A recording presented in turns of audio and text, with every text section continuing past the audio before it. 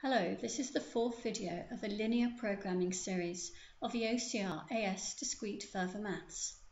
In this session, we investigate how to find integer solutions for cases where this is required by the problem context, but not necessarily found by the graphical approaches looked at previously. So having formulated a linear programming problem, once we have plotted the constraints, we can solve using the graph. We've already seen the vertex method and used an objective line to help find solutions. So far, we have assumed that our variables x and y can take any values within the constraints, although in the examples given, some of those were integer values anyway. Integer solutions may be required for linear programming problems, as there are many practical situations where this is the case, in terms of wanting whole items or whole people. Algorithms to find integer solutions are much more difficult, so we find the optimal solution as before, and then check integer solutions nearby, if vertices are not integer values anyway. Only specific points in the feasible region represent valid solutions. Sometimes the scale of a graph is such that you can see which integer coordinates near the optimal solution can still lie in the feasible region.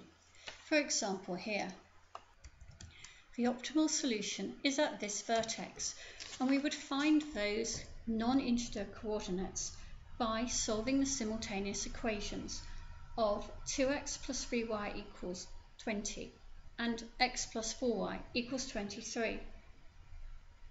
This would give us y equals 26 over 5, or 5.2, and x equals 2.2. If we look at the integer solutions surrounding these non-integer optimal values, we can see that the point 26, the coordinate 26, is not in the feasible region, nor is the point 36, nor the point 3,5. So the only integer value near to the non-integer optimal solution that lies in the feasible region is the coordinate 2,5. And on a graph of this scale, we can easily see this. However, if the scale of the numbers are large, the graph may not give enough accuracy for this to be possible, so it's best to use simultaneous equations to find the exact coordinates of the vertices before finding the nearest integer points. In this case, either using the vertex method or the vertex method assisted by the objective line method, we will suggest that B proves to be the optimal solution. So x plus 3y equals 500, and the 5x plus 4y equals 1,000 must be solved simultaneously. If we multiply the x plus 3y by 5, we would have 5x plus 15y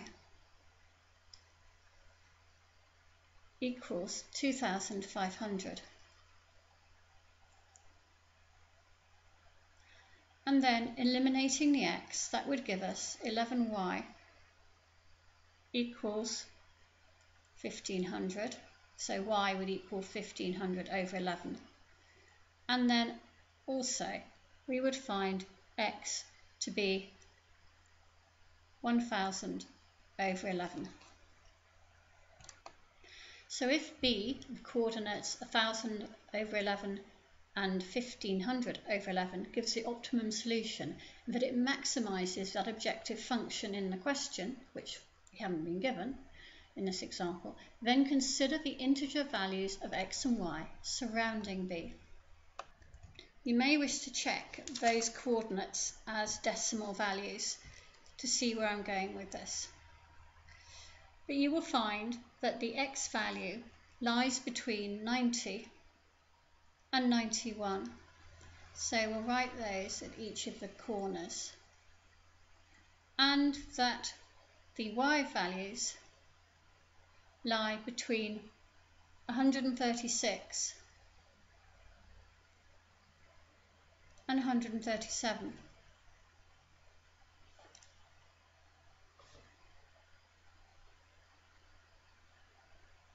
So therefore, the 4 integer coordinates surrounding B are 90, 136, 90, 137, 91, 136, and 91, 137. Now we need to check these integer options still lie in a feasible region by considering the constraints. Looking at the graph, we can see that the constraints that they might have strayed across are the 5x plus 4y equals 1000 and the x plus 3y equals 500. And therefore we check, for example, the value of the coordinate 91, 137 in the line 5x plus 4y equals 1000, and we find that 5 times 91 plus 4 times 137 equals 1003. So that has crossed the line, and that point 91, 137 does not lie in the feasible region, and therefore must be discounted. Looking at the 90, 137 on the graph, it looks like that might have crossed a line as well, and we'll check that against the x plus 3y equals 500 constraint. So 90 plus 3 lots of 137 is 501. So again, that is greater than 500, and therefore the point 90, 137 may also be discounted. We would also check the values of x equals 90, y equals 136, and x equals 91, y equals 136 in those two equations to make sure that they did lie in the feasible region. Having done this, we would check the two valid integer solutions against the objective function to see which gave a maximum profit. So in summary then, if the vertex or objective line method does not give integer solutions for a question where integers are required, we check the objective function at the vertices of a feasible region and then look at a rectangle of integer solutions surrounding the optimal solution. Each integer values corner of this rectangle must be checked to see if it still lies within the feasible region.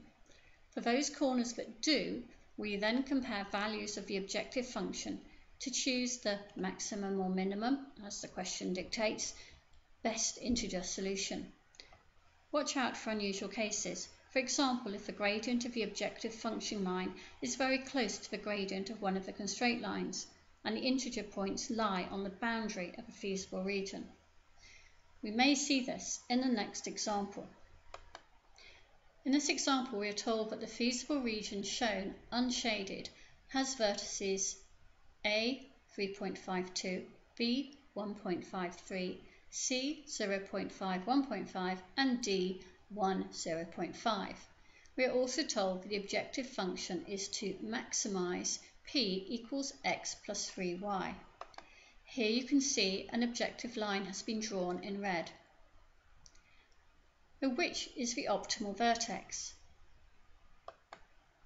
You can see that if we moved a ruler parallel to the objective line, the last vertex it would touch in the feasible region would be vertex B.